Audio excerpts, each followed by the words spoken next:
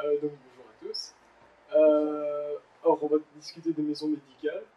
Donc, il y a, on a pris ce sujet-là parce que récemment il y a eu un audit qui était commandé par la ministre de Santé, donc Magali de Bloch, euh, à KPMG, si je me trompe, c'est ça. Et donc on a pu voir qu'elle était quand même assez hostile au concept parce que avant même d'avoir reçu le rapport, elle avait déjà commencé à bloquer euh, toutes les autorisations de construction pour d'autres maisons médicales. Et là, à la sortie du rapport, donc ceci était étonnamment positif parce que on sait KPMG est pas spécialement enthousiaste par rapport au concept. Malgré tout, donc, ils rendent un rapport qui est assez positif. Et elle a déclaré à la suite de cela qu'elle devait encore vérifier, être sûre qu'il n'y avait pas de surfinanciation des maisons médicales. Donc voilà, on peut peur qu'il y ait encore des coûts budgétaires qui soient faits à ce niveau-là, qu'on en réduise les moyens, etc. Et donc pour discuter de cela, nous avons invité Miguel, qui est permanent politique, c'est bien ça, à la Fédération des maisons médicales, et Naïl, qui travaille dans une maison médicale. Donc tu commences. Oui. Bonjour. Donc effectivement, je travaille à la Fédération des maisons médicales, mais je suis aussi infirmier en maison médicale ici à Molenbeek. Je propose que, vu qu'on est assez peu nombreux, on peut. N'hésitez pas à m'interrompre, en tout cas à moi, proposer des questions à tout moment. Ça ne me dérangera absolument pas du tout.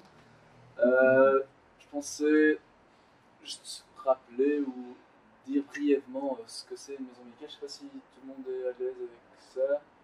Moi, je préfère que tu répondes. Voilà, okay. Je vais répéter assez brièvement. Positionner un peu les maisons médicales dans le système de santé en Belgique, et puis faire un petit historique et voir un peu où on en est, qu'est-ce qu'on défend comme modèle et les conséquences des politiques actuelles sur les maisons médicales. Donc assez brièvement, donc ici, ce dont je vais parler est la vision qu'on défend à la Fédération des maisons médicales. Je pense qu'au niveau des maisons médicales de médecine pour le peuple, il y aura certaines nuances qui seront un petit peu différentes, mais globalement, la philosophie est assez semblable. Mais bon, on va partir là-dessus un petit peu plus loin, j'imagine, dans la soirée. Donc, une maison médicale, brièvement, qu'est-ce que c'est ? Donc, pour nous, une maison médicale est une structure de soins de santé de première ligne qui est composée d'une équipe pluridisciplinaire. Elle est généralement composée au minimum de médecins généralistes, kinésithérapeutes, infirmiers et accueillants, et idéalement aussi un secteur social, donc avec un ou plusieurs travailleurs sociaux, et un psychologue membre de l'équipe également. Donc la médecine générale, on considère que c'est du psycho-médico et social, et donc on essaie de rassembler la globalité de la prise en charge en première ligne dans une maison médicale. D'où cette équipe pluridisciplinaire. Et on essaie même d'aller plus loin, le but n'étant pas uniquement qu'il y ait plusieurs disciplines, plusieurs secteurs qui travaillent sous la même maison, mais qu'il y ait un réel travail en équipe et une vraie collaboration entre les différents intervenants autour d'un patient, quoi. Donc c'est pas juste une structure avec des infirmiers, des kinés, des médecins qui travaillent au même endroit, mais qui travaillent ensemble. Donc, comme je disais que c'est des structures de première ligne, donc on part un peu du principe que le système de santé est composé de différentes lignes et que la première ligne devrait être la porte d'entrée pour toute personne dans le système de santé. Donc en Belgique, on a tous la possibilité de se rendre à l'hôpital, voir des spécialistes quand on veut, etc. Ce n'est pas le cas dans tous les pays. Et en tout cas, nous on défend un passage par cette première ligne qui peut en fait résoudre l'écrasante majorité des problèmes de santé de la population en général et qui est complémentaire évidemment aux autres lignes du système de santé, au reste du système de santé. Les maisons médicales sont nées pour les premières éditions au début des années 70, dans un peu la suite des mouvements qu'il y a pu y avoir dans la fin des années 60, nés de travailleurs de la santé qui avaient un idéal de système de santé différent de celui qui était majoritaire à l'époque, et qui ont donc décidé de fonder les premières maisons médicales dans une forme vraiment communautaire, avec les travailleurs qui travaillaient ensemble, parfois même qui habitaient dans la même maison, où ils donnaient les consultations au rez-de-chaussée avec les habitations aux étages. Donc il y avait vraiment cette approche très communautaire et très forte. Avec le temps, les maisons médicales, les pratiques ont évolué, les systèmes de financement aussi. Donc actuellement, on parle de système au forfait et de système à l'acte. À l'époque, il n'y avait que le système à l'acte. Le système au forfait est venu dans les années 80 et a été un peu plus généralisé à la fin des années 90 et 2000. Aujourd'hui, c'est justement surtout à ce système forfaitaire que la ministre de Bloch s'est attaquée depuis maintenant un peu plus d'un an. La vision de la santé des maisons médicales est une vision de soins globaux, intégrés, continus et accessibles. Donc la globalité, c'est un peu ce dont je parlais dans la prise en charge, avec une équipe complète qui peut prendre le patient en charge dans sa globalité. L'intégration aussi bien du patient dans le quartier, mais aussi dans le système de santé et dans la société dans laquelle il est. Tout comme l'intégration des différentes disciplines dans le système et les unes avec les autres. La continuité dans le temps, souvent j'aime bien parler d'une continuité de temps court, et donc on veut offrir des soins tous les jours avec des heures d'ouverture assez larges pour que les patients puissent avoir accès aux services, mais aussi une continuité dans le temps long avec une vision de la médecine générale, d'un médecin qui prend en charge le patient de sa naissance à sa mort, quoi. Donc la continuité, c'est pour nous, il y a ces deux aspects-là, cette continuité courte et cette continuité plus longue. N'hésite pas à m'interrompre ou compléter si tu souhaites. Et enfin, l'accessibilité, c'est l'accessibilité dans toutes ses formes, aussi bien géographiques, c'est quand même des structures qui se veulent intégrer dans le quartier, et des structures de proximité, une accessibilité financière. À l'époque où il n'y avait que le système à l'acte, mais il y avait des mécanismes qui étaient mis en place où on cherchait la meilleure manière de rendre les soins de santé accessibles. Avec le forfait, on pousse cette accessibilité encore un cran plus loin, vu qu'elle n'implique aucun coût pour tout patient qui est en ordre de mutuelle. Et donc, avec cette accessibilité financière, l'accessibilité culturelle, évidemment, les maisons médicales se veulent accessibles à toute personne qui a besoin, et a priori c'est tout le monde, de rentrer de soins de santé et de rentrer dans le système de santé. Donc il y a cet accès non seulement aux soins, mais aussi l'accès au système de santé dans toute sa globalité. Et donc les maisons médicales c'est vraiment comme une porte d'entrée là-dedans. Non, peut-être. Est-ce que tout le monde comprend le système forfaitaire? Oui, moi je voulais savoir le pourcentage. Tu peux réexpliquer si tu veux le forfait, mais quel est le pourcentage des maisons médicales qui sont au forfait, qui ont fait une demande de forfait, et les autres?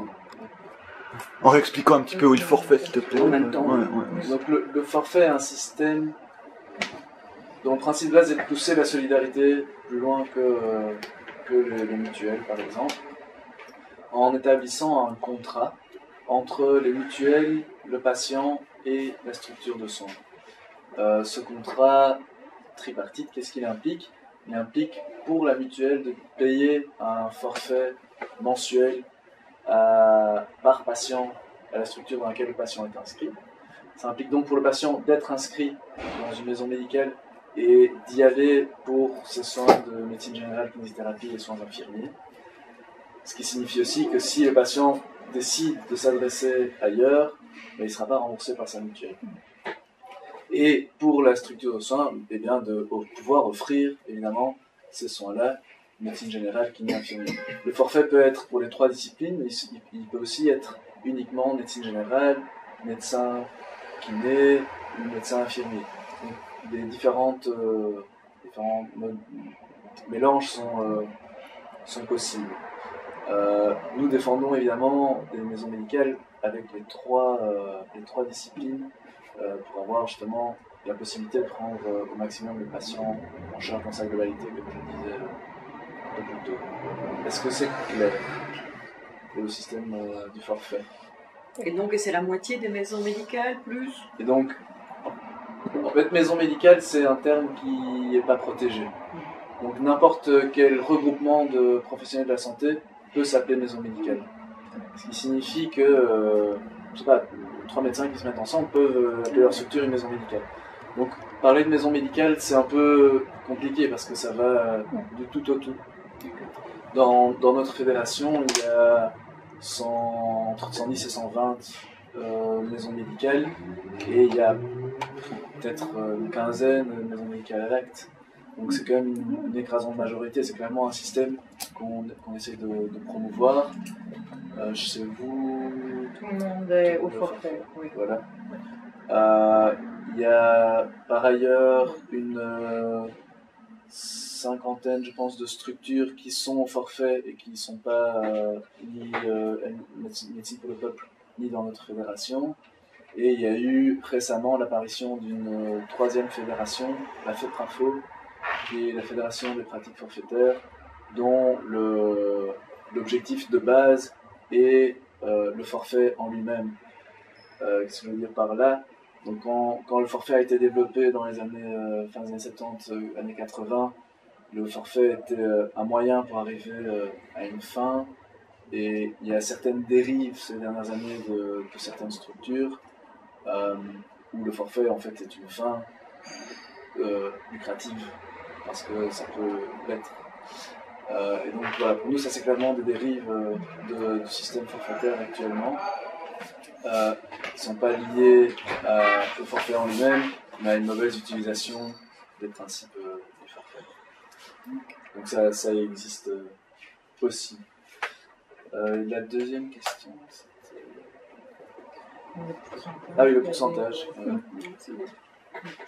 Petite question, le forfait que la mutuelle accorde à la maison médicale est-il modulé selon l'âge ou certaines caractéristiques du patient? Tout à fait. Oui. Okay. Donc, il y a eu, depuis l'apparition du forfait, il y a déjà eu différents moyens de calcul. Actuellement, le forfait est calculé sur 42 critères qui définissent le montant du forfait.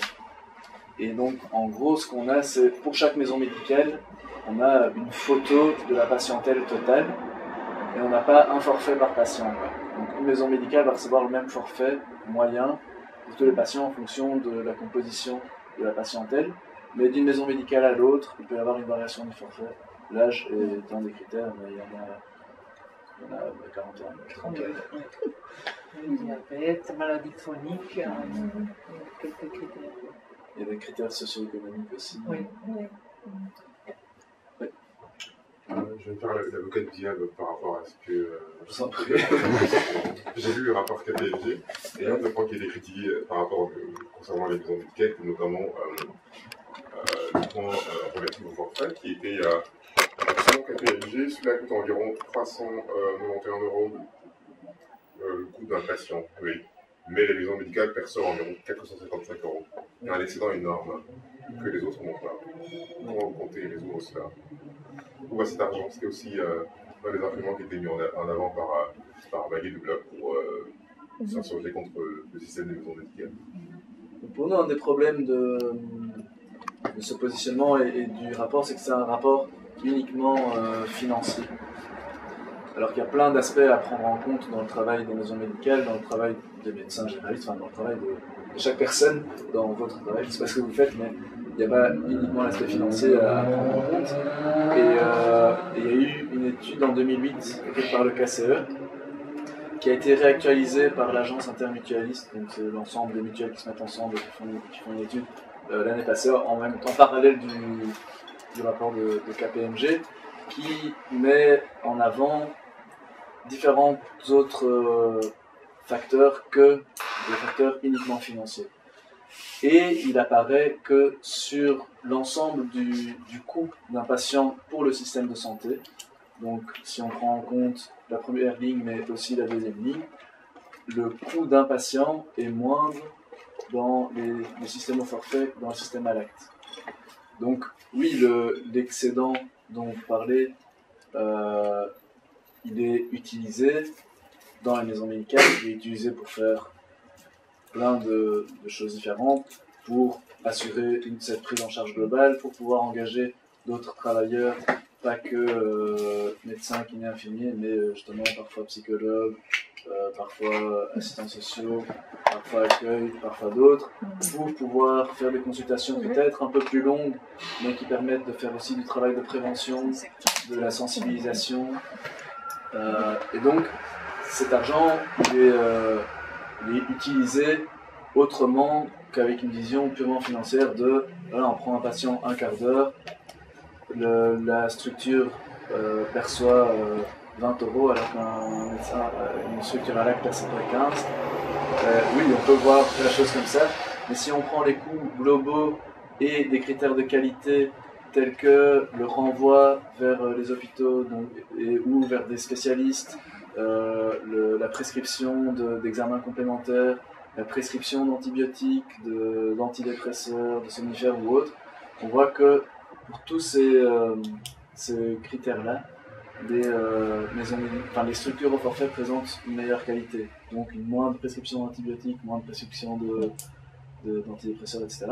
Et donc, c'est la preuve que cet argent, il n'est pas mal utilisé ou bien utilisé à la limite, mais il est certainement utilisé autrement et nous permet de faire un autre type de travail qui, au final, n'a pas de surcoût pour le système de sécurité sociale, même au contraire. La différence est minime, je ne vais pas non plus... Justement, par rapport à cela, vous parlez du temps que l'on passe avec un patient dans une maison médicale qui pourrait être plus élevé que ce qu'on verrait dans un établissement conventionnel. Il se trouve que les maisons médicales ont un taux maximal de patients, je crois. C'est bien ce qui a été dit par le Cocu, je crois, j'ai oublié son nom. Christophe Cocu. Oui, c'est bien ça. Il y a un nombre maximal de patients par maison médicale. Et si c'est un élément factuel, tout simplement dans un pays comme la Belgique qui manque de médecins. Est-ce qu'on considère qu'un pareil système pourrait résoudre le problème, vu que si on dit que aujourd'hui on a juste 100 patients maximum dans telle maison médicale, et si tout le monde applique la même règle dans sa maison médicale, c'est sûr qu'il en faudrait 1 million, ou je sais pas, ou plus que ce qu'il y a sur le marché pour pouvoir soigner tout le monde. Par ailleurs, cela crée aussi un problème au niveau de la formation des médecins. Vu que pour se former jeune médecin, il faut, c'est un service particulier, il faut un certain nombre de médecins qualifiés ou chevronnés pour pouvoir former les plus jeunes. Mais les maisons médicales sont assez restreintes dans ce domaine-là. Comment vous comptez Donc, garder les questions de débat vraiment pour après l'exposer, plus la laisser pour les questions d'explication. Enfin, comme vous voulez. Peut-être répondre déjà à celle-là, puis puis après on regarde un film.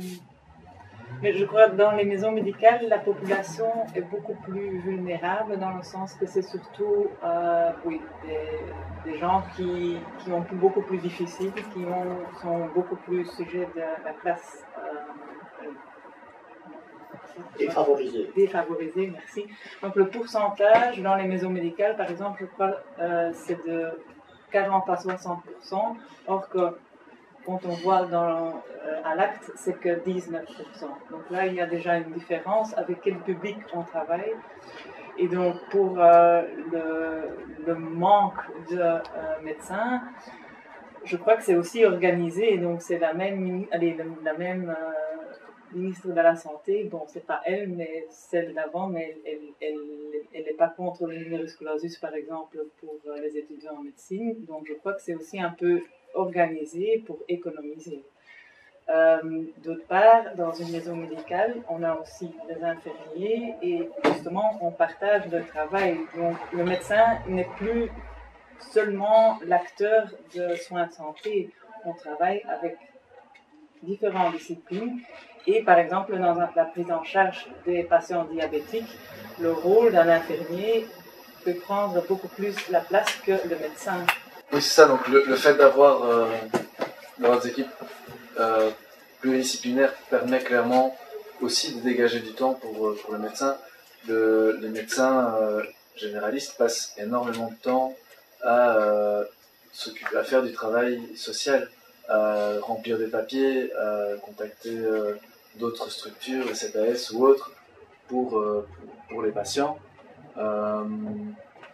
ou aussi à faire du travail psy. Et donc, le fait d'avoir cette équipe permet aussi de dégager du temps pour le patient, en plus du travail que les infirmiers ou les kinés peuvent apporter. Donc ça apporte aussi une réponse au manque de médecins.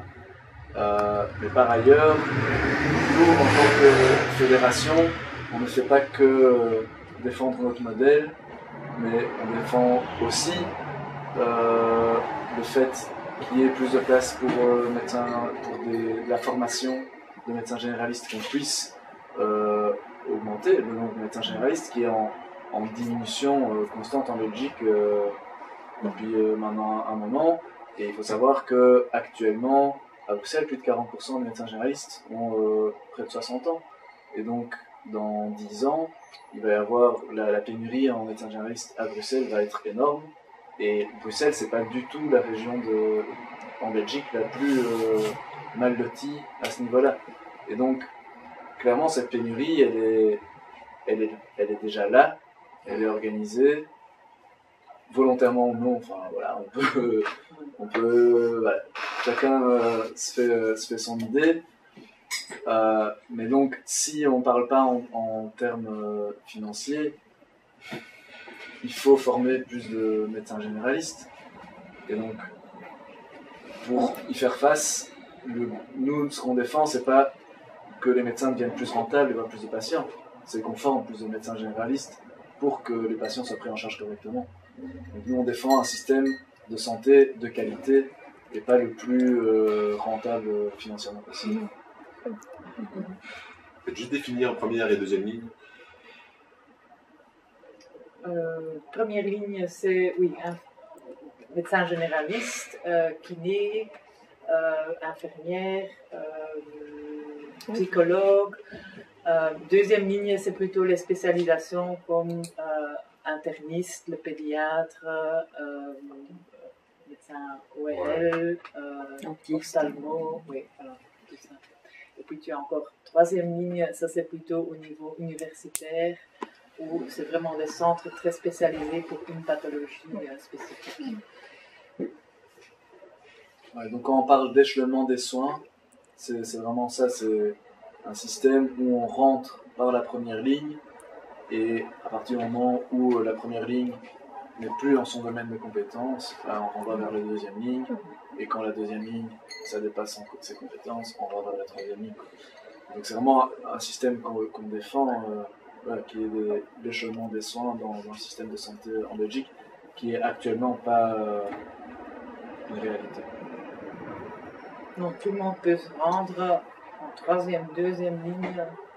Il y a des listes d'attente actuellement, mais on peut se rendre n'importe où. Et effectivement, c'est aussi pour la qualité, c'est pas très bien dans le sens que les spécialistes, ils voient aussi des choses qu'un généraliste peut traiter. Et donc oui, ils passent beaucoup de temps à des choses banales plutôt que vraiment s'occuper des choses très spécialisées. Ce qui leur fait peur de leur spécificité. Quoi. Si un pédiatre passe sa journée à soigner des rhumes chez les enfants, il va perdre sa spécificité de soigner des pathologies infantiles. Donc c'est pas juste pour défendre, pour promouvoir la première ligne qu'on défend un système comme ça, c'est vraiment pour que chaque ligne soit la plus pertinente et la plus compétente possible. Malgré le fait que vous n'interdisez pas à affilier à une maison médicale de s'adresser directement à un spécialiste, l'étude de KPMG montre qu'il y a quand même un moindre recours aux spécialistes parmi vos affiliés aux maisons médicales, sans que ce soit interdit. Hein. C'est simplement dissuasif, ou meilleurs conseils qui font que... Oui, il y a vraiment un grand travail. Donc, à côté du travail curatif, pour nous, le travail préventif est très important. Et par le travail préventif, c'est préventif par rapport aux pathologies, mais aussi de sensibilisation de comment fonctionne le système de santé, quand est-ce qu'on va consulter un médecin généraliste plutôt qu'un spécialiste, quand est-ce qu'on va aller aux urgences. En Belgique, on va très facilement aux urgences. Tout le monde, toutes les urgences sont surchargées, surtout à Bruxelles, parce que les hôpitaux sont proches en plus. En campagne, c'est un peu différent, mais à Bruxelles, les hôpitaux sont très proches, et donc dès qu'on a n'importe quoi, il y a un réflexe très rapide de se rendre aux urgences. Et donc, tout ce travail-là, c'est un travail qui se fait, ça se fait pas sur une consultation, d'un coup on va prendre un patient pendant 4 heures et lui expliquer ce que c'est le système de santé. C'est pas ça, évidemment, qui se fait. Mais voilà, c'est un travail qui se fait au quotidien avec les patients, avec les professionnels, parce que tous les professionnels eux-mêmes ne sont pas toujours sensibilisés à ça non plus. Et donc oui, il y a un moindre recours automatique, mais aussi une moindre renvoi vers la biomine si ce n'est pas nécessaire, parce qu'on a la capacité, vu qu'on a une vraie équipe, de prendre en charge plus largement les pathologies. Maintenant, donc ici on parle de maison médicale, à nouveau ça veut tout et rien dire, quoi, maison médicale. Les rapports qui ont été faits de KPMG, de l'agence intermutualiste ou du KCE prenaient les pratiques de forfait. Celui du KCE et de l'AIM comparait le forfait et l'acte, ce que ne faisait pas l'étude de KPMG. Et il y a par ailleurs des personnes qui travaillent à l'acte très bien et qui sont très accessibles et qui font du travail de prévention, etc. Mais le forfait, au moment de sa création, était vraiment vu comme un moyen pour arriver à un système de qualité plus accessible, etc. Mais qui peut être fait d'une certaine manière dans le système à l'acte aussi.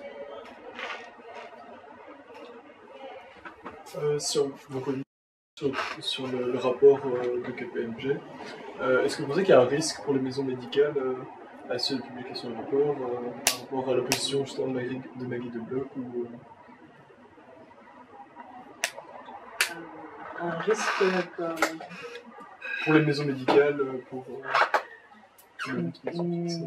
déjà avant, allez, il faut voir le but, pourquoi Maggie de Bloch a fait cette étude. Donc si on voit, si c'est pour faire des économies, oui, ça elle le dit clairement, mais donc elle a attaqué surtout les maisons médicales, or que si on voit les honoraires, allez, si elle voulait vraiment faire des économies, si on voit les honoraires de tous les médecins, il y a juste une petite partie du montant qui est partagé aux maisons médicales. Je parle de 2%. Donc, si elle veut vraiment attaquer les honoraires, il faut choisir le groupe de spécialistes. Eux, ils gagnent le budget total. Nous, on est 2%. Donc, pourquoi ne pas attaquer les 98%? Donc, elle va économiser beaucoup plus que les 2% que nous, on représente comme médecins, tous les médecins des maisons médicales.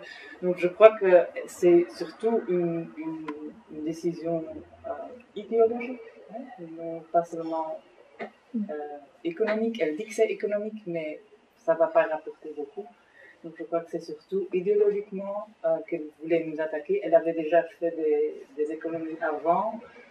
Et aussi le fait qu'elle choisit ce bureau, donc le KPMG, comme bureau pour faire l'audit, c'est un bureau qui est connu, qui a déjà fait des projets justement pour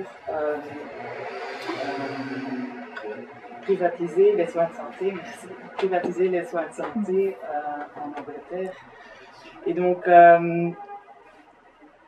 l'étude du KCE est beaucoup plus indépendante. Il regarde les soins, la médecine générale à l'acte et il compare avec le système forfait.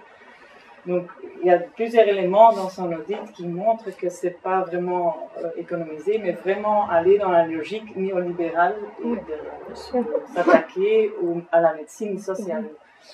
Et donc oui, il y a un danger et oui, il faut surtout bouger et aller contre cette logique-là. Oui, pour moi, le danger de libéralisation, il est même déjà existant. Enfin, il est déjà là, cette libéralisation, dans la mesure où il y a la possibilité pour tout type de structure de demander l'agrément pour le forfait. Ce que je veux dire par là, c'est que donc dans les premières maisons médicales qui sont créées et qui portaient le système forfaitaire, c'était toujours des ASBL. 100% des maisons médicales membres de notre fédération sont des ASBL, mais il y a déjà des SPRL ou autres qui sont créés au forfait. Et donc, ça, c'est pour nous clairement une dérive de ce système, parce que c'est une manière de s'enrichir sur de l'argent public, quoi. Ce qui n'est pas du tout le modèle porté par la Fédération des maisons médicales et les maisons médicales qui la composent.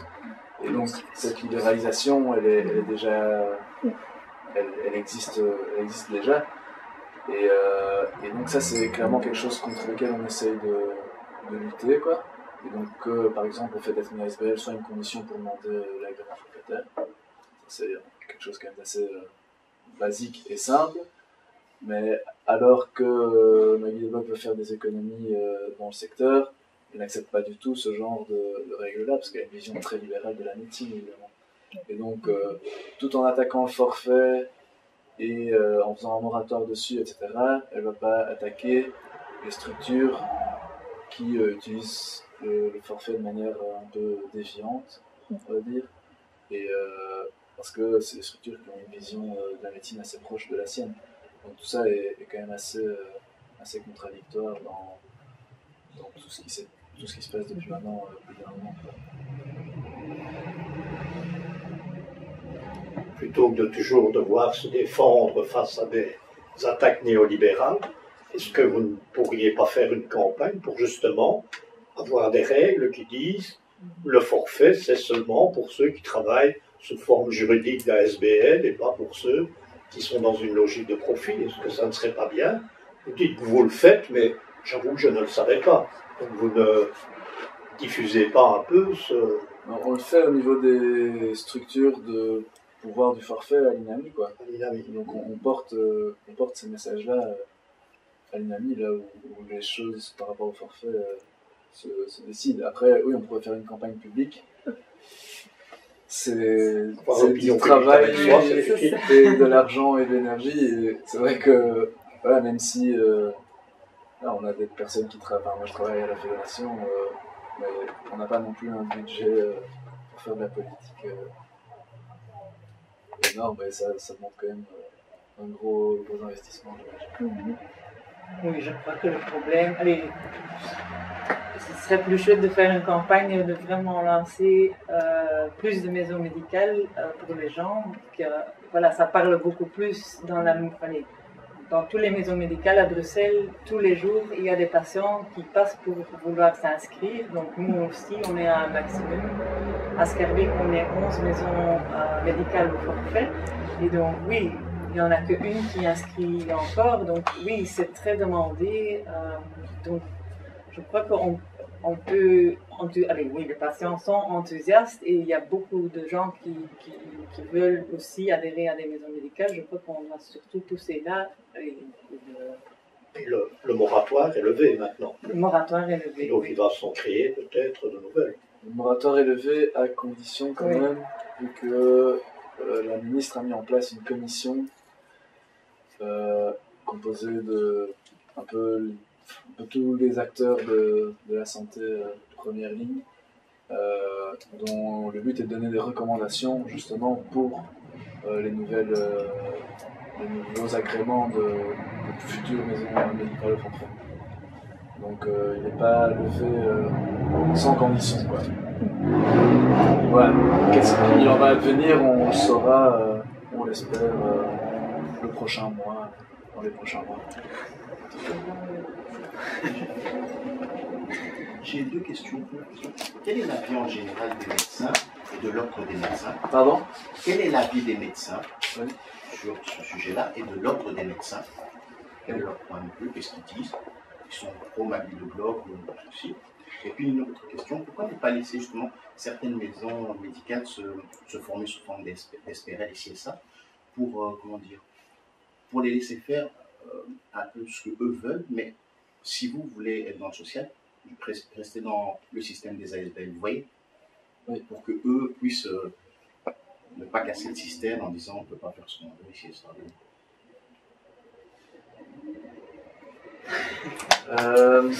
Oui. Non.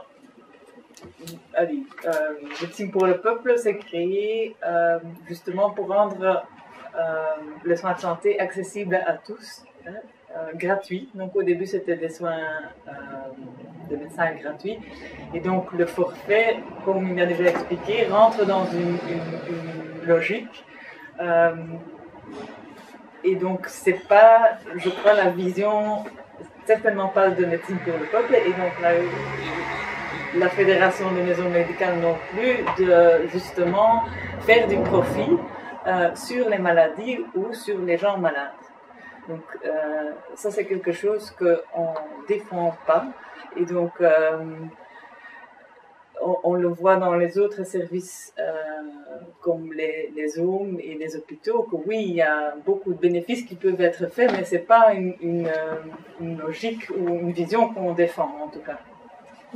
Pour prendre un exemple très simple d'une dérive de profit lié au forfait, c'est la sélection de patients. C'est dire un patient très lourd qui demande une grande prise en charge en médecine générale, infirmier ou kiné, mais on ne va pas accepter qu'il s'inscrive, alors que tous les patients en bonne santé qui rapportent de l'argent sans venir à des consultations, ben on va accepter. Et donc c'est des choses qui existent et contre lesquelles on lutte évidemment. Et donc avec une vision de profiter financièrement du forfait, c'est clairement des dérives qui peuvent arriver et qui sont déjà existantes. Et donc voilà, c'est des exemples, des conséquences de ce type de structure. De base, si quelqu'un fait une SBL ou SPRL, que les deux sont salariés, qui reçoivent la même chose pour faire le même travail, et c'est juste la structure juridique qui est différente, on s'en fout un peu. Mais le risque d'autres structures juridiques, c'est qu'on tombe dans des dérives dans lesquelles on ne voudrait pas auquel on ne voudrait pas que le forfait soit utilisé. Quoi. Oui. Pour votre première question... En fait, c'est vraiment en globalité les médecins, l'ordre des médecins. Oui, l'ordre des médecins. Puis, qu'est-ce qu'on dit dans le monde médical sur les maisons médicales? Ça dépend dans quelle partie du monde. Non, mais vous voyez, par exemple, si je vais à l'hôpital Saint-Jean, les médecins en général, qu'est-ce qu'ils vont dire de toi? Et en Belgique, les professionnels de la santé, surtout les médecins, ont une vision très libérale du système.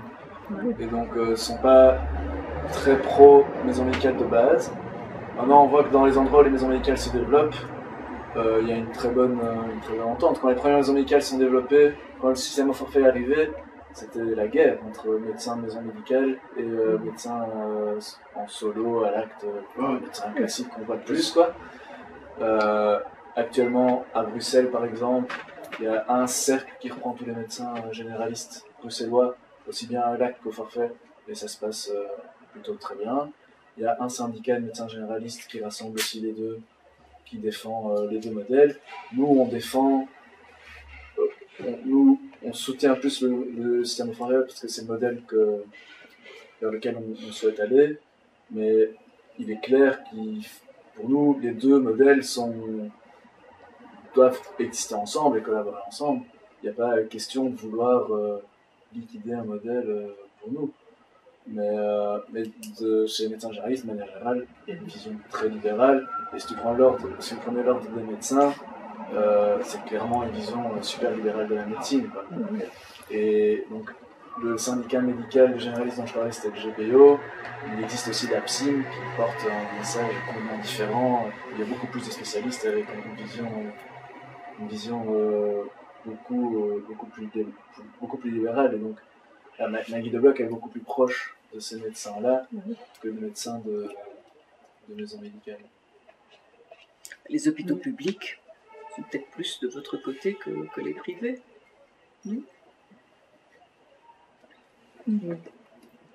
C'est ça, voilà, chaque personne a ses sensibilités, mais par rapport au conflit qu'il peut y avoir entre ces deux tendances-là, on voit vraiment, je disais que là où il y a des maisons médicales qui sont installées, la collaboration se fait beaucoup plus facilement.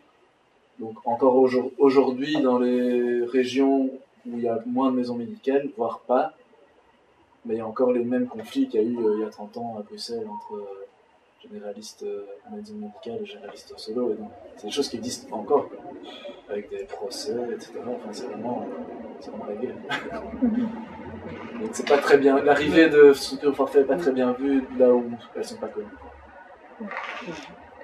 Vous ne dites quand même pas que les maisons médicales ont un péché originel.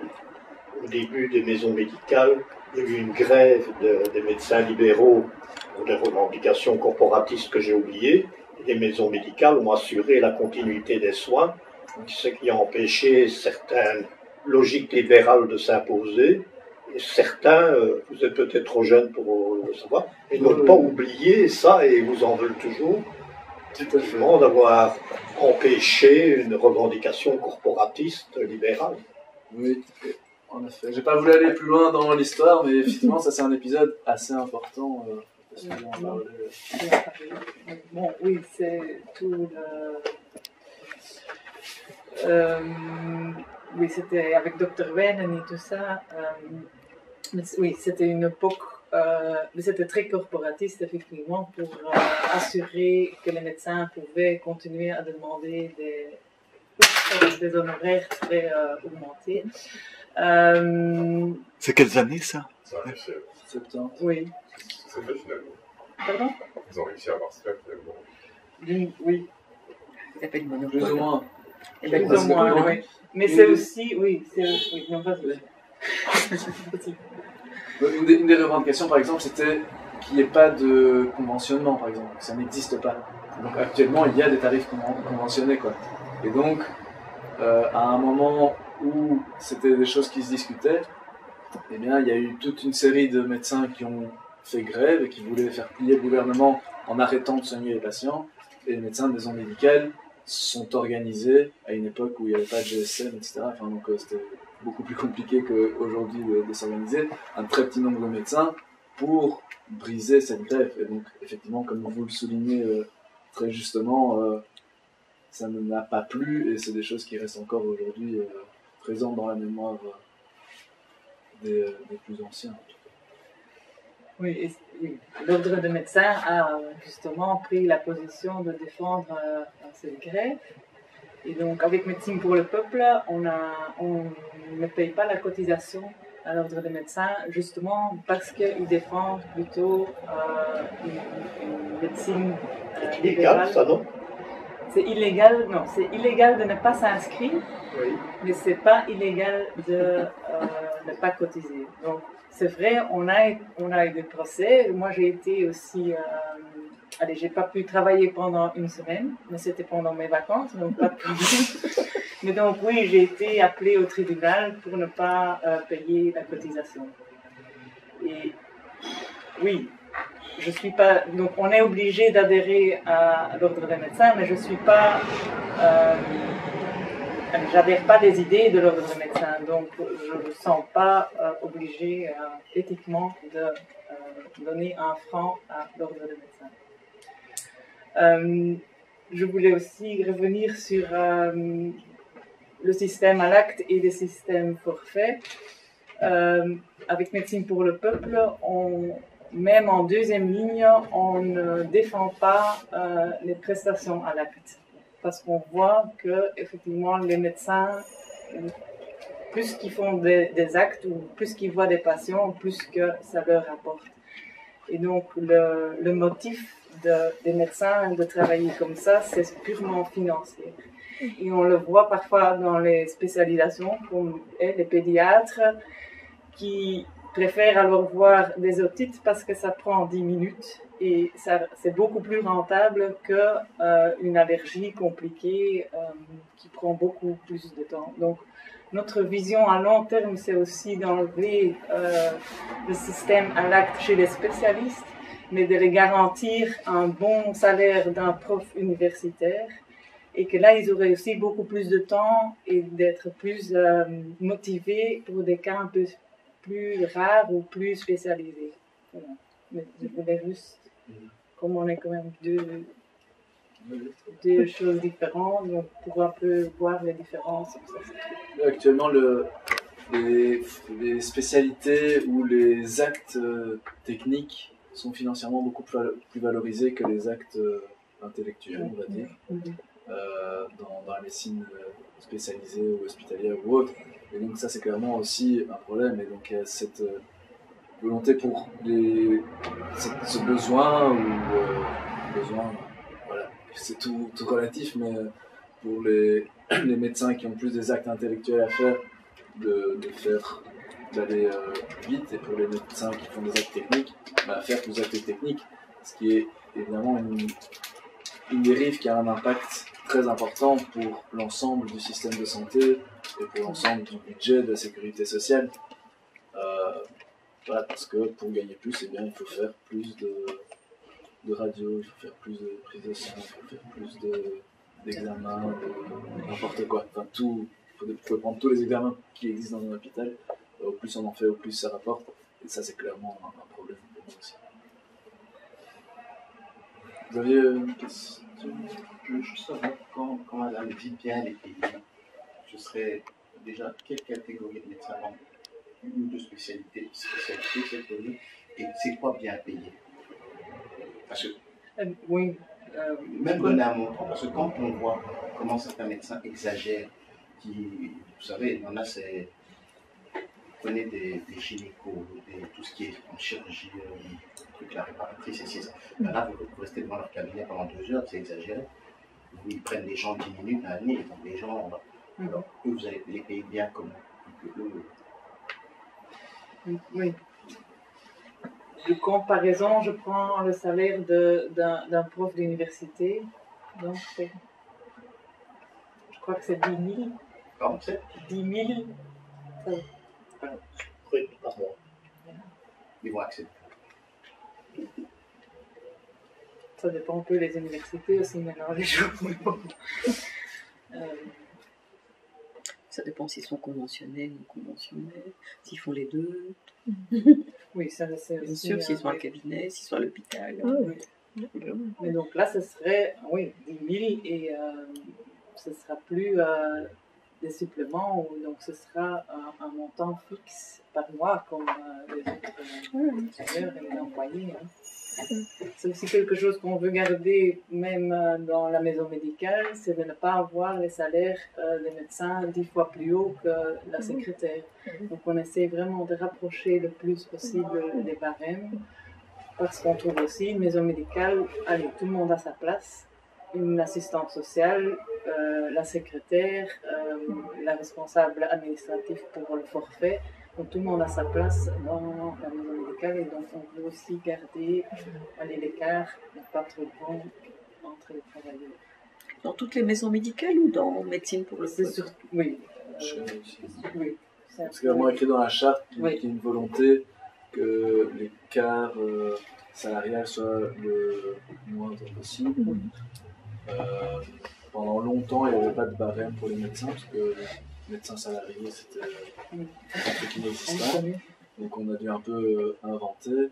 Dans tous ces idéaux qui ont été portés au début, il y a eu des maisons médicales qui pratiquaient l'égalité salariale.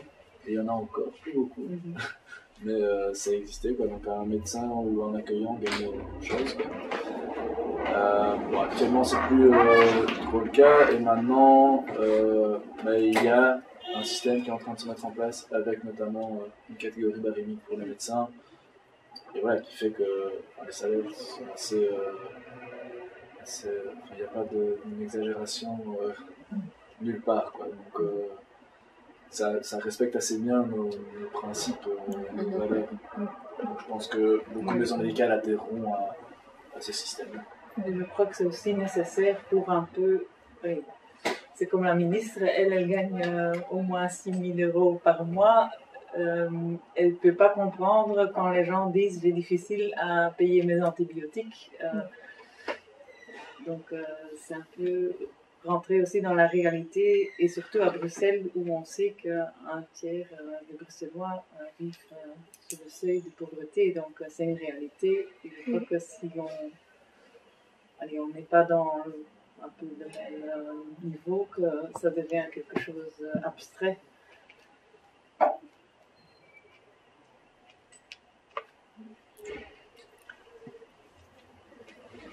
Tout à l'heure, vous disiez que vous n'étiez pas pour la disparition du modèle de la médecine générale, libérale, et donc ces deux modèles qui devaient cohabiter.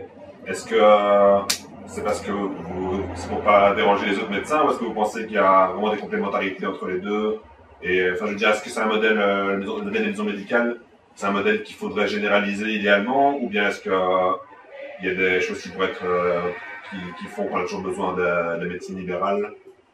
Et nous, on soutient que toutes les personnes qui voudraient être dans le système forfaitaire et inscrites dans une maison médicale devraient pouvoir l'être.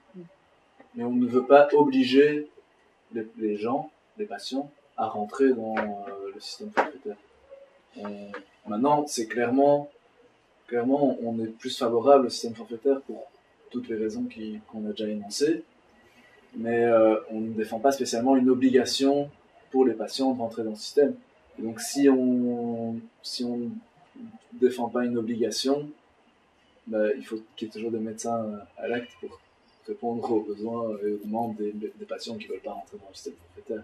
Donc c'est plus ça. Clairement, on défend le système forfaitaire pour tous les avantages qu'il présente, mais on n'est pas radicaux au point de vouloir obliger tout citoyen habitant en Belgique à être dans ce système-là. Et pratiquement, ce serait possible au niveau de... Je ne sais pas s'il y a des expériences à l'étranger ou...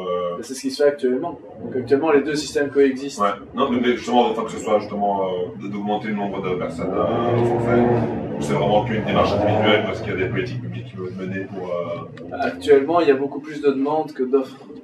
Donc, en gros, pour le moment, le seul moyen d'augmenter pour augmenter le nombre de personnes au forfait, il ne faut pas sensibiliser les patients pour s'inscrire dans les structures au forfait.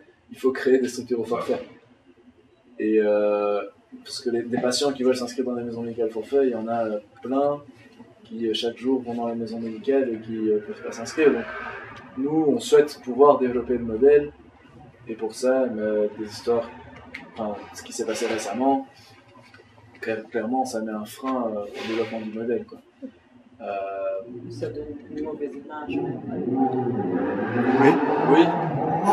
L'audit donne aussi un peu une mauvaise image, que oui, les médecins se trouvent dans un hamac à ne rien faire, ils n'ont pas beaucoup de patients. C'est ça que tu disais? Oui, enfin, je ne parlais pas spécialement de ça, mais oui. Donc ça influence quand même aussi. Oui. Ah oui. Donc, pendant un an, il n'y a pas pu y avoir de nouvelles structures au forfait. Donc ça bloque complètement le système. On ne peut rien faire face à ça. Après, l'image que ça a pu donner, oui, surtout portée par l'APSIM, dont je parlais plus tôt, qui a fait des déclarations publiques qui étaient même assez insultantes, je pense, pour les médecins dans le secteur au forfait. On a eu des réactions assez vives. Vous êtes comme les cheminots des privilégiés, quoi.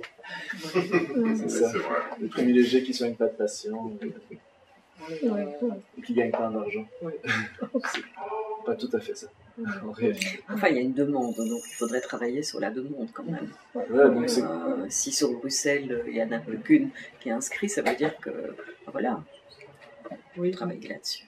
Donc on était la première à Schaerbeek en 20 ans, maintenant il y en a 11 maisons médicales au forfait, donc on voit, et j'ai l'impression quand même que les médecins voient aussi, les côtés positifs d'une maison médicale, même les médecins à l'acte qui hésitent et qui disent bon, je vais rejoindre une maison médicale parce que travailler en équipe,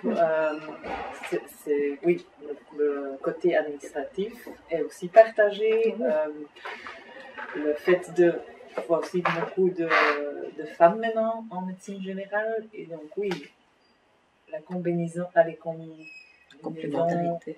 travail et enfant, et allez, ça reste quand même encore la maman qui accouche. Donc oui, c'est plus, c'est plus viable ou c'est beaucoup plus partagé. Donc, Plus facilement être remplacé. voilà, oui. Des fois aussi, pour avoir des patients en bonne santé, il faut des professionnels en bonne santé.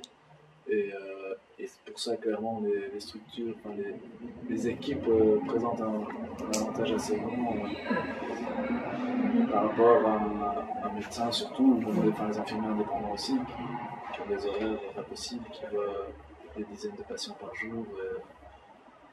Voilà, donc ça, c'est aussi pour nous, voilà, on peut parler de confort pour le professionnel, mais aussi, enfin, si on veut aller dans une caricature certaine qu'on peut parfois nous accuser, mais c'est aussi pour nous important que les professionnels soient en bonne santé pour pouvoir soigner leurs patients correctement, quoi.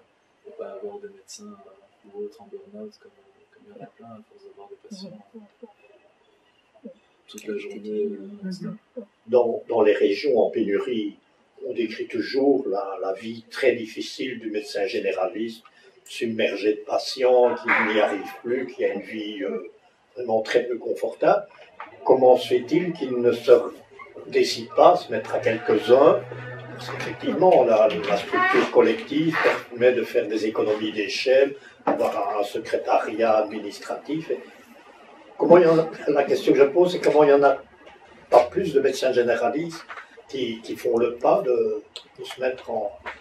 Parce que l'appât du gain est tellement fort qu'ils sont prêts à sacrifier leur qualité de vie plutôt que de se mettre en structure collective comme ça.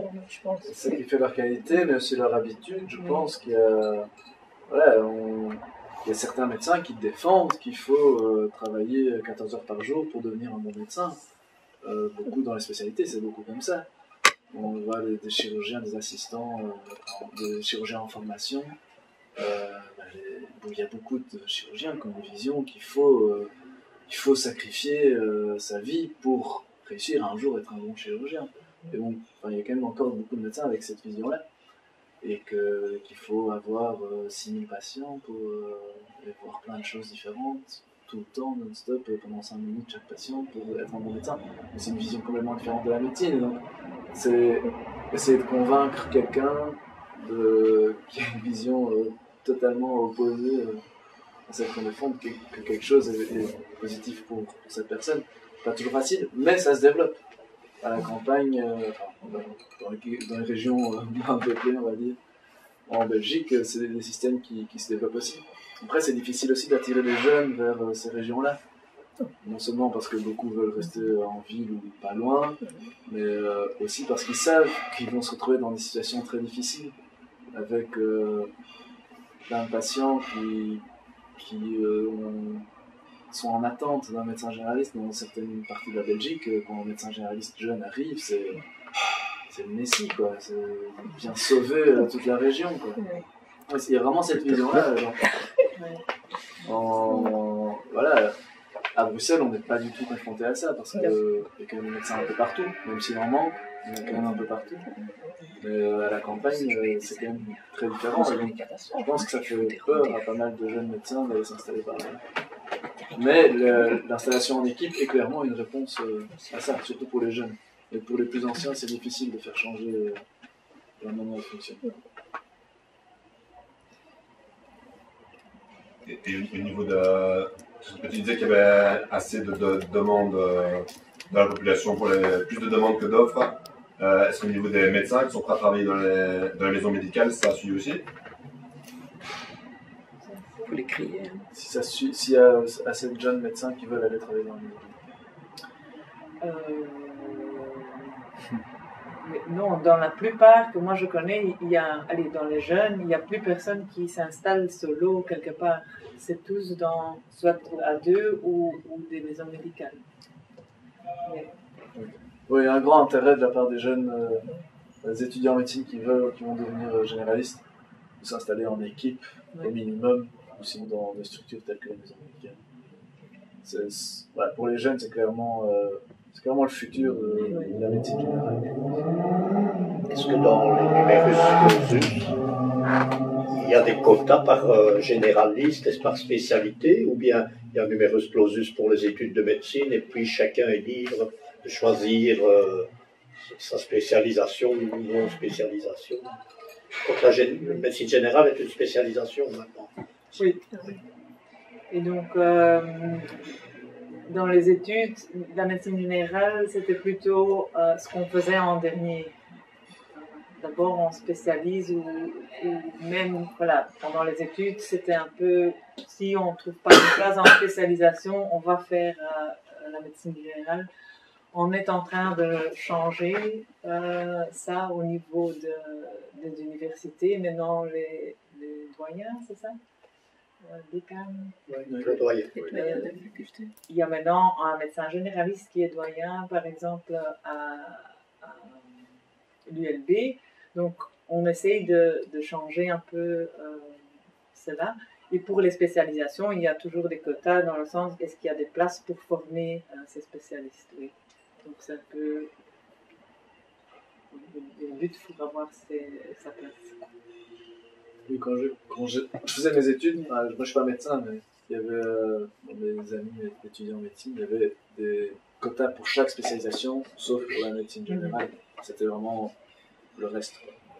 Donc voilà, c'était pas très valorisant pour les médecins généralistes et les personnes qui voulaient faire ça. Alors, au-delà de l'offre, évidemment, on aimerait bien que ça se développe. Qu'est-ce qu'il y aurait d'autre, à votre avis, à développer, à améliorer dans votre idéal de ce que devraient être les maisons médicales? Question de qualité, question de, je sais pas, d'accueil.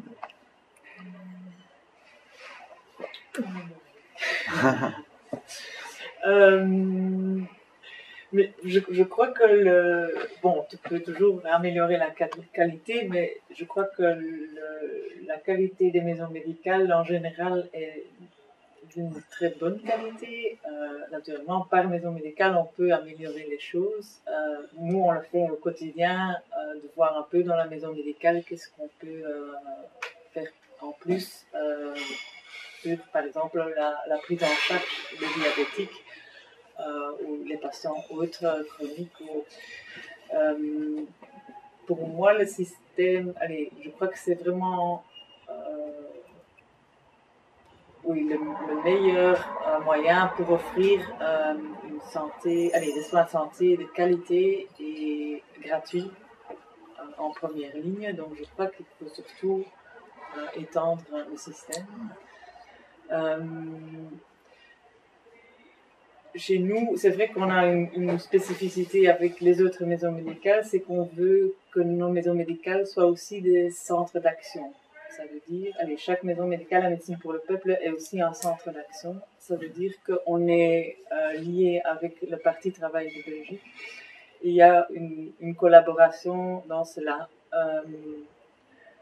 Dans le sens, on voit beaucoup de problèmes de santé des gens qui sont liés à la société, le chômage, qui rend les gens plus dépressifs. Donc, il y a différentes études qui ont été menées sur ça. Le logement, qui est souvent surtout à Bruxelles, le logement, soit il est très cher, ou soit il n'est pas dans les meilleures conditions. Donc, on voit même dans les logements sociaux à Schaerbeek, il y a un gros dossier maintenant, qu'il y a beaucoup de moisissures, donc beaucoup de problèmes de santé qui sont entraînés suite aux conditions de logement, de travail, d'éducation aussi des gens. Et donc, on essaye, avec Médecine pour le peuple,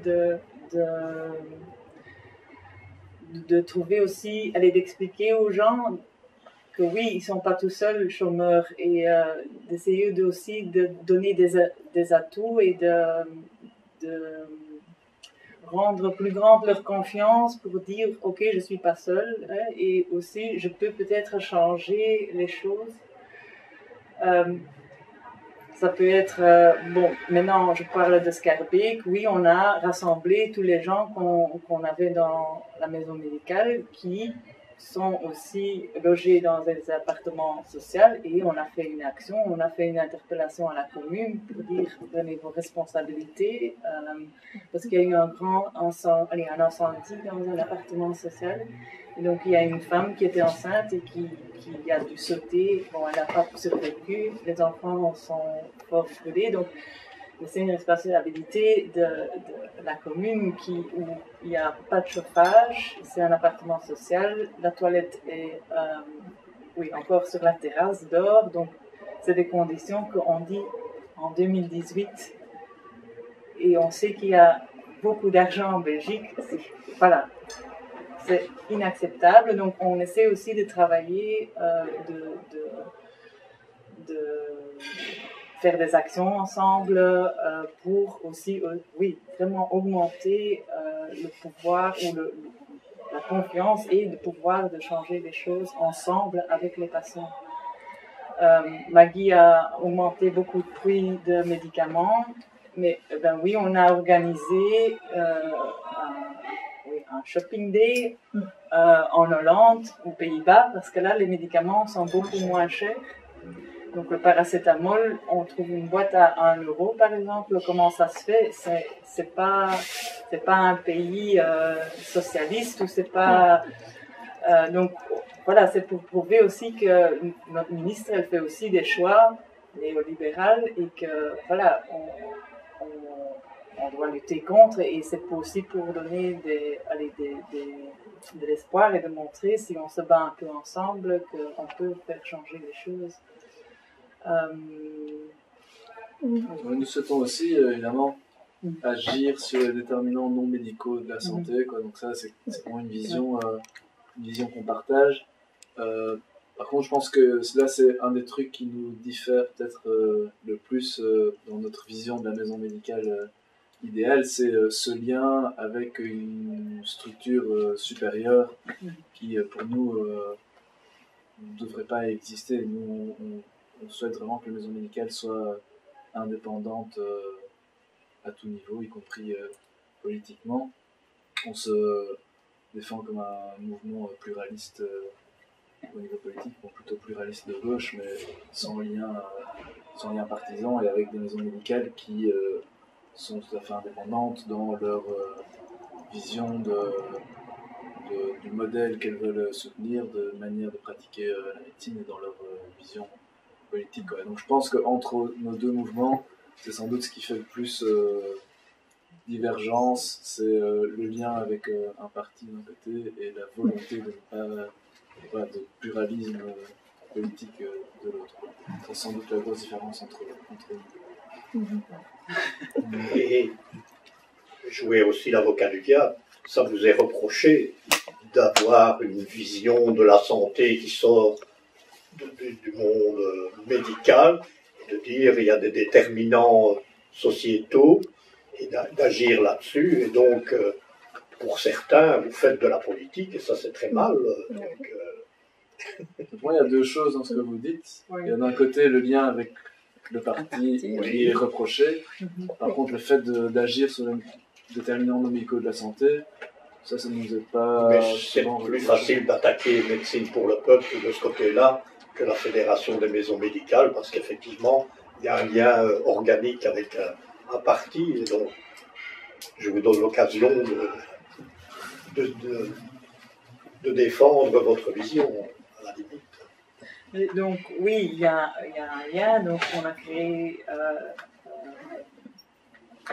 le fondateur est aussi... c'était le parti en fait qui a fondé la première maison médicale et le reste qui suit.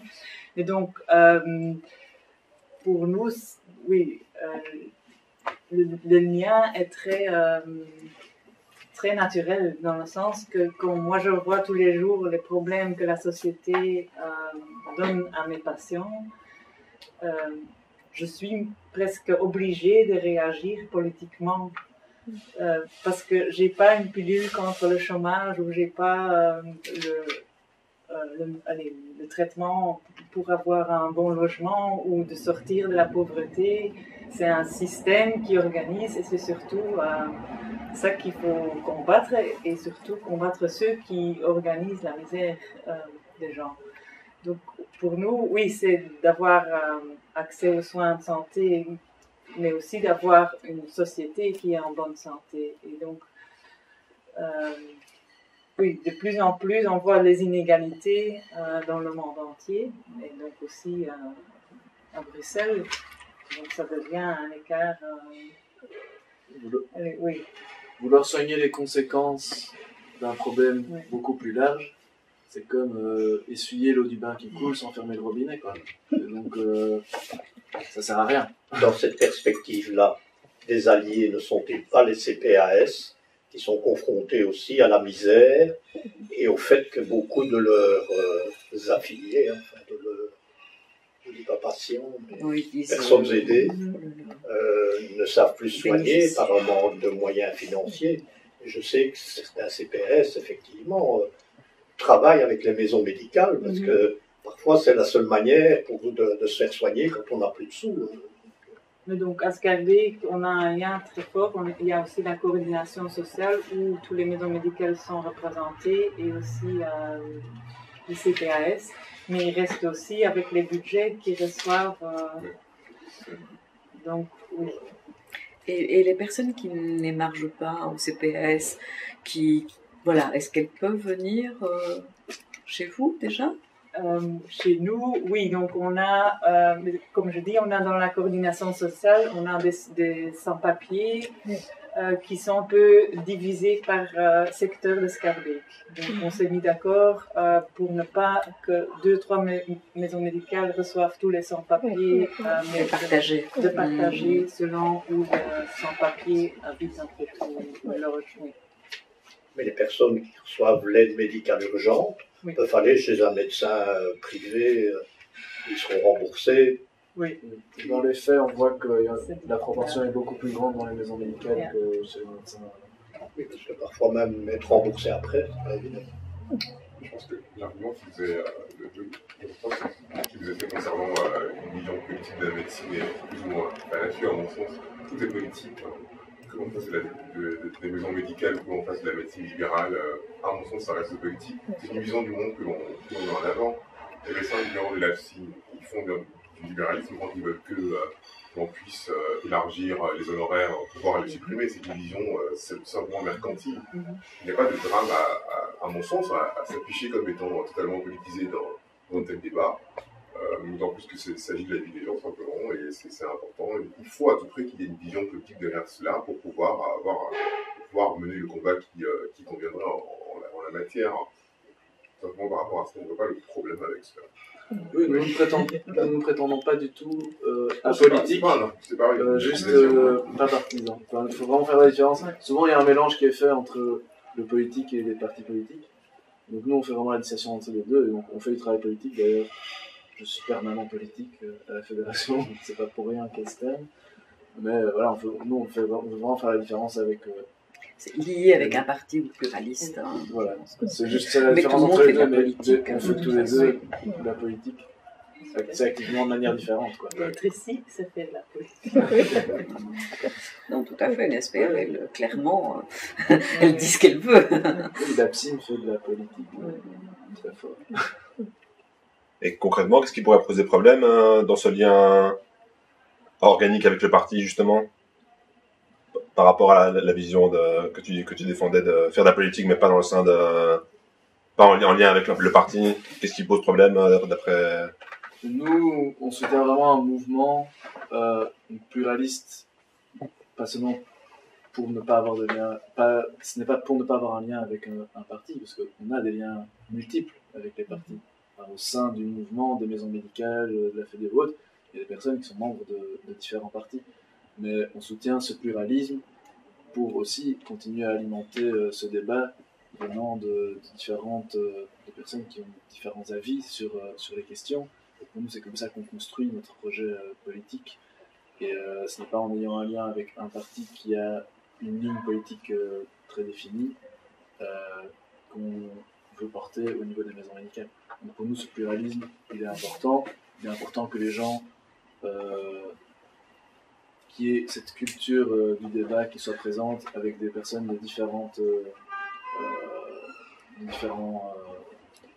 origines politiques, on va dire, et que chaque maison médicale puisse porter son projet politique à la manière qu'elle le souhaite, et pas lié à un parti qui crée la maison médicale de toutes pièces d'en haut. Pour nous, ça vient d'en bas, une équipe qui se forme, qui a la culture du débat, qui se forge une opinion politique, et pas un parti ou une mutuelle ou un CPS ou une commune, j'en sais rien, qui décide de mettre une maison médicale quelque part avec un projet défini. Pour nous, c'est ça qui... Pour être reconnu par la Fédération des maisons médicales, il faut signer un manifeste, un texte, une charte. Il y a une charte qu'il ne faut pas signer, mais on suppose, enfin, on adhère à la charte en adhérant à la fédération. Et dans la charte, c'est clairement écrit qu'on est un mouvement pluraliste de gauche. C'est quoi en fait les proportions entre la médecine pour le peuple et la fédération des maisons médicales? Nous, on est 11 maisons médicales, on a 25 000 patients environ. Sur l'ensemble de la Belgique, hein. Oui, donc on est aussi, oui, on est représenté en Flandre, Bruxelles et Wallonie. Oui. Et combien de patients, tu dis? Environ 25 000. 25 000. Oui.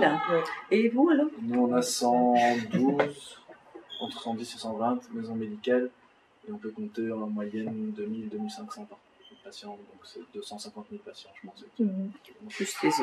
Plus les autres qui sont constitués également.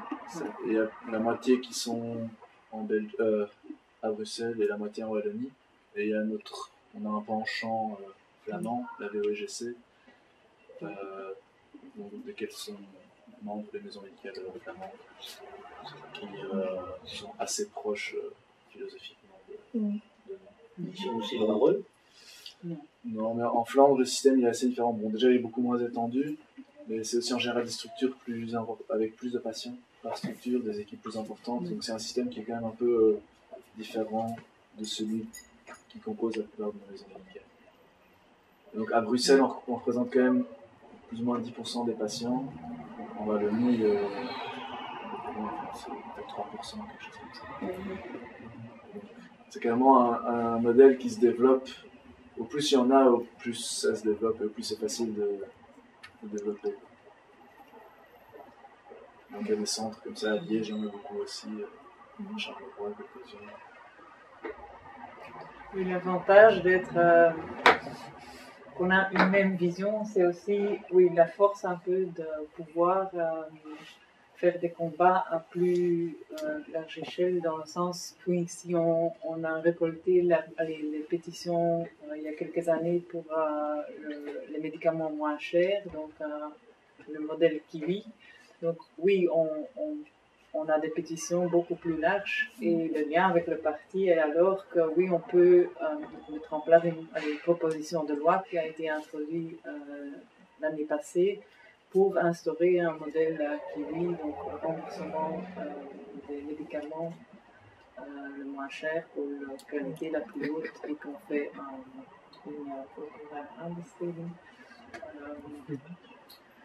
qu'on fait comme les appel d'offres. Appel d'offres, oui, comme les vaccins. Donc ça existe pour les vaccins. Pourquoi ne pas le faire pour tous les médicaments?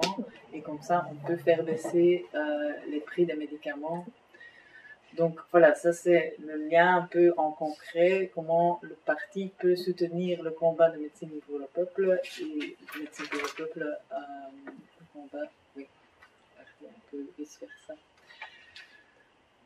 On a aussi toutes les nationalités, c'est pas que nos patients sont convaincus PTB, donc on a aussi des gens des autres partis, de Groen, NVA, de Écolo, qui viennent,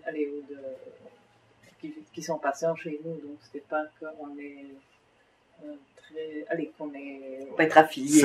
Oui, voilà. Donc il n'y a pas du tout ça. Mais on veut quand même que les gens savent aussi où ils mettent leurs pieds et ne pas dire projet, après, voilà. Projet politique. Oui, donc on veut être clair là-dessus aussi. Oui, totalement transparent. Et donc on a fait une enquête justement parce qu'il y avait des attaques qu'on était fort liés à un parti.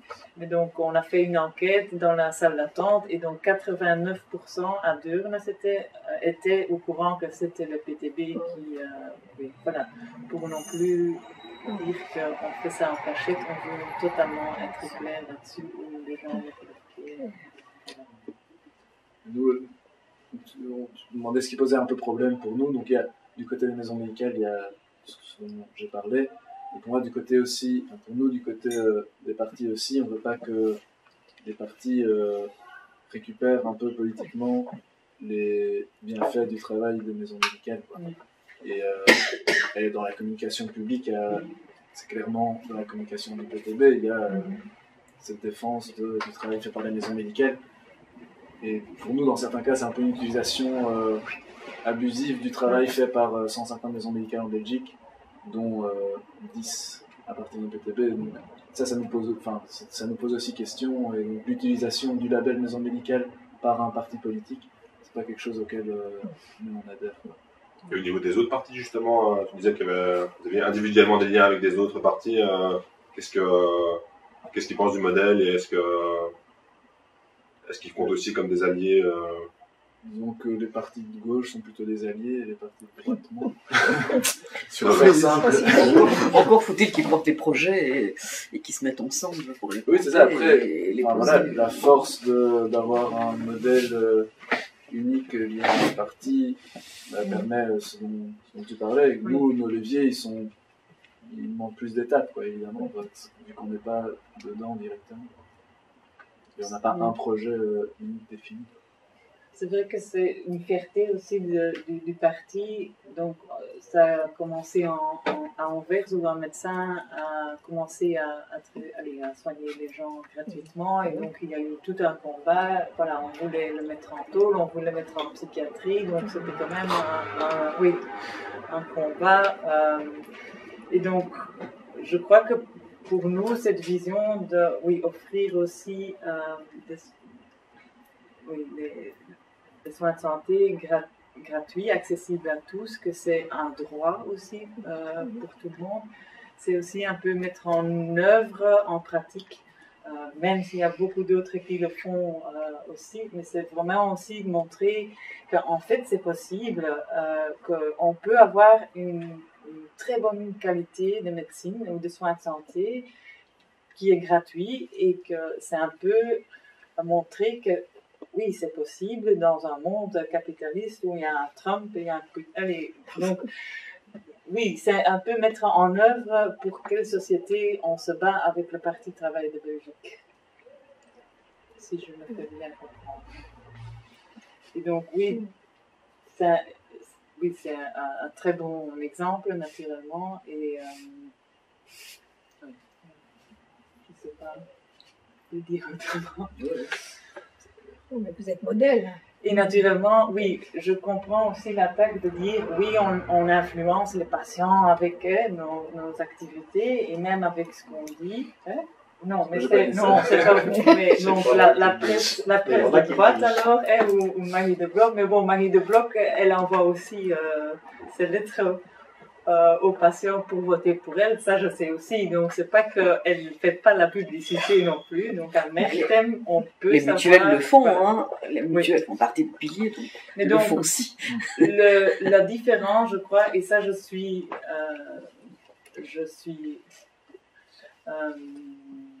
très fort attachée, c'est qu'on a dans le parti, on sait qu'on ne va pas changer le monde dans le Parlement.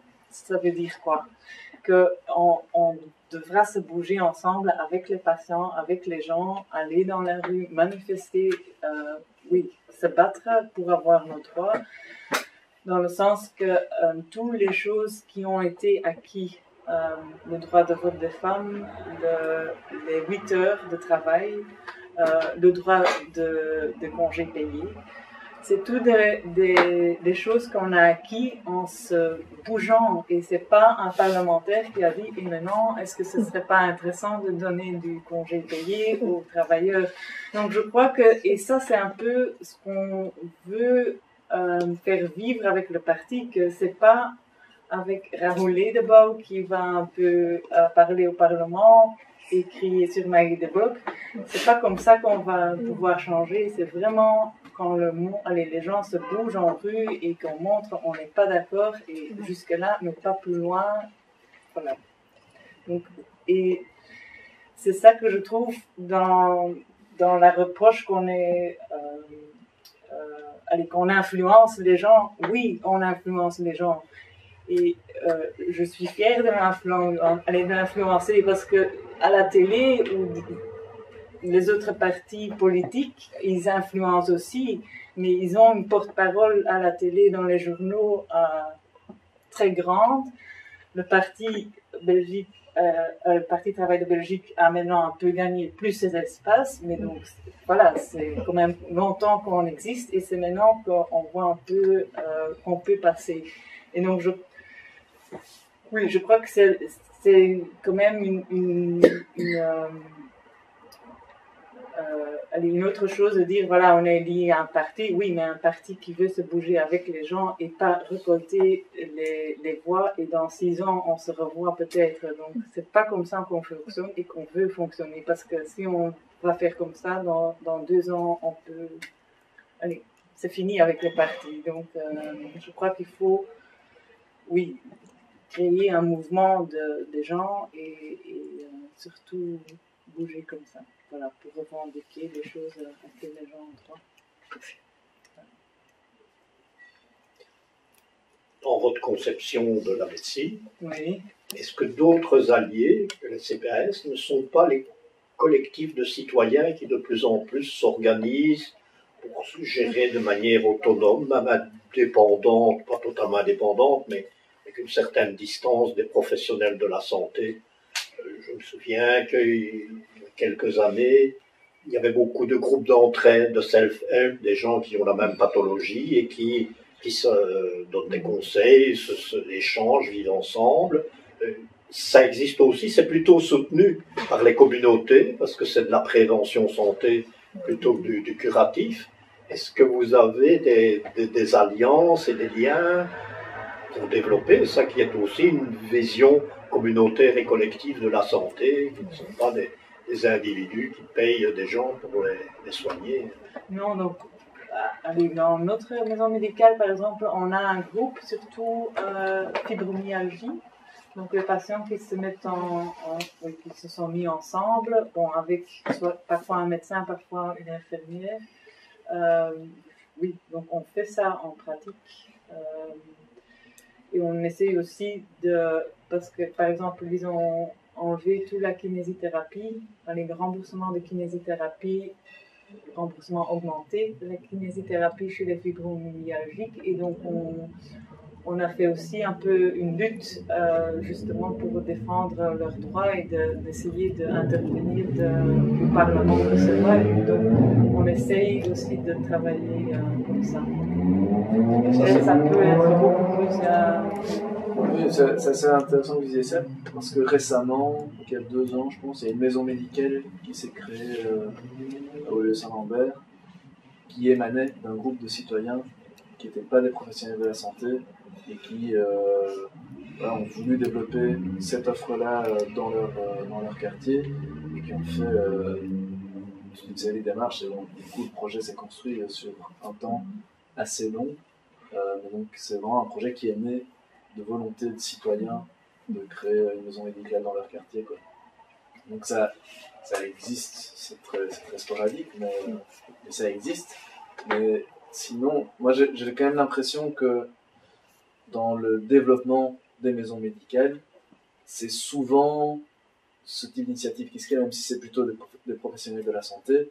Les maisons médicales se créent à partir d'un groupe de personnes qui se met ensemble pour créer un projet.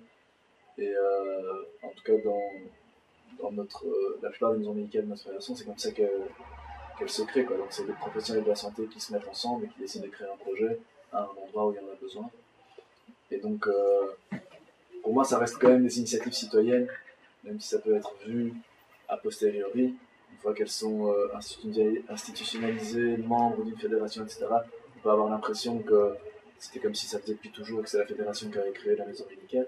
Mais Mais non, toutes nos maisons médicales se sont créées à partir de citoyens qui sont mis ensemble, souvent des professionnels de la santé, pour créer une structure de ce type-là.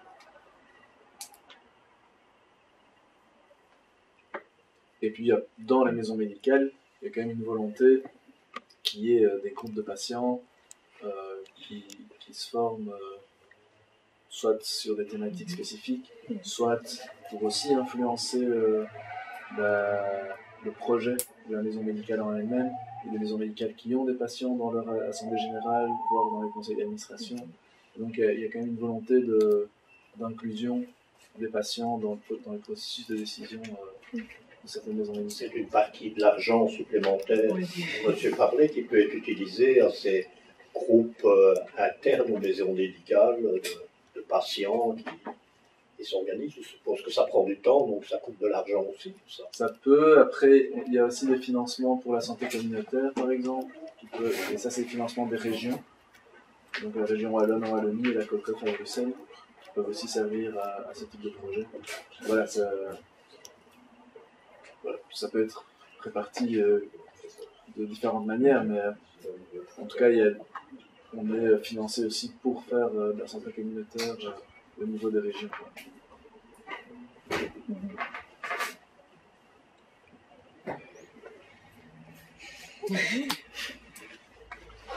J'ai peut-être une dernière question qui aurait dû poser au début, mais est-ce que les maisons médicales, c'est quelque chose de typiquement belge, ou bien ça existe un petit peu aussi à l'étranger, au point de vue international, tout ça?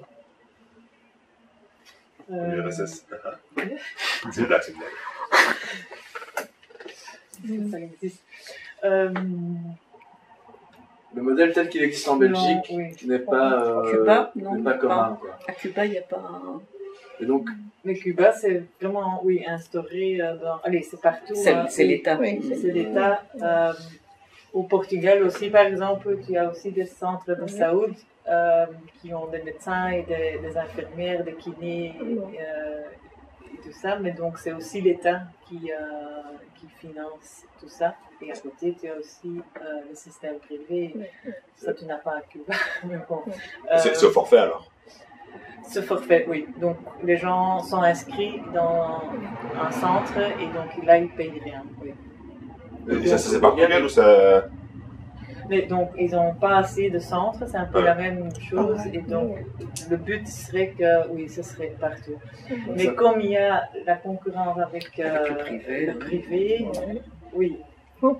Tu as des médecins qui travaillent le matin dans le centre et l'après-midi en privé. Et donc, oui.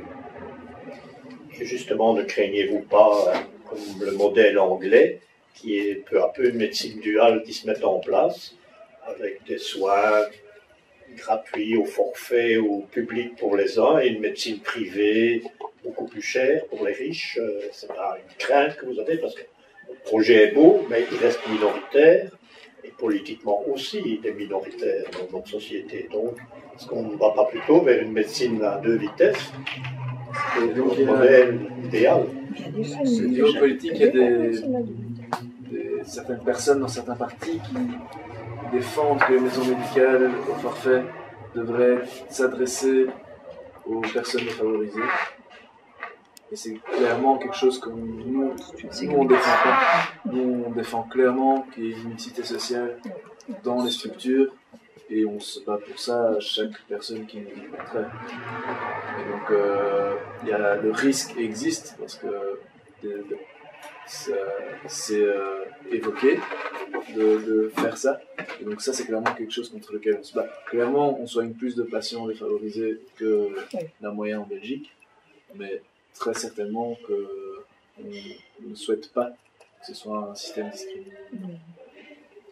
Mais qu'il existe quand même dans les hôpitaux, certains médecins demandent, on peut voir certains médecins plus vite à partir du moment où dans le même local, dans le même cabinet médical, à Saint-Jean par exemple, on a un rendez-vous très vite mais c'est non conventionné et le rendez-vous conventionné est dans 3 mois, donc ça existe déjà. Même quand moi j'appelle pour un spécialiste, il me présente ça comme ça. Mais bon, c'est pas partout en effet, on a suffisamment d'hôpitaux, à Bruxelles du moins. Mais c'est vrai que c'est très bien de veiller à la mixité, et puis même par rapport au forfait, si des personnes sont en meilleure santé, ça équilibre également les familles qui ont plusieurs enfants et qui viennent plus régulièrement. Oui. Et quand on fait aussi des activités, c'est aussi un endroit où la mixité se fait vraiment, parce que bon, souvent c'est quand même fort par communautaire. Oui. Et donc voilà, dans la salle d'attente ou quand on fait une fête, avec la maison médicale, c'est un endroit où les gens se rencontrent vraiment, qu'il y a une grosse mixité, oui. Parce que oui, même les écoles, c'est... Allez, c'est... De toute façon, ça. Oui, oui. Donc oui, c'est ça, je trouve très, très beau dans ces projets aussi, que c'est... Oui, que là, c'est une rencontre vraiment différente. Et c'est vrai que, allez, pour un peu prendre les clichés, oui, c'est un peu intégré dans allez, les gens ont ça en tête, que oui, les maisons médicales, c'est seulement pour ceux qui ne peuvent pas permettre à un médecin un acte. Est-ce que je ne prends pas la place de quelqu'un qui en a besoin? Non, on a aussi besoin de vous, justement, pour faire des choses ensemble.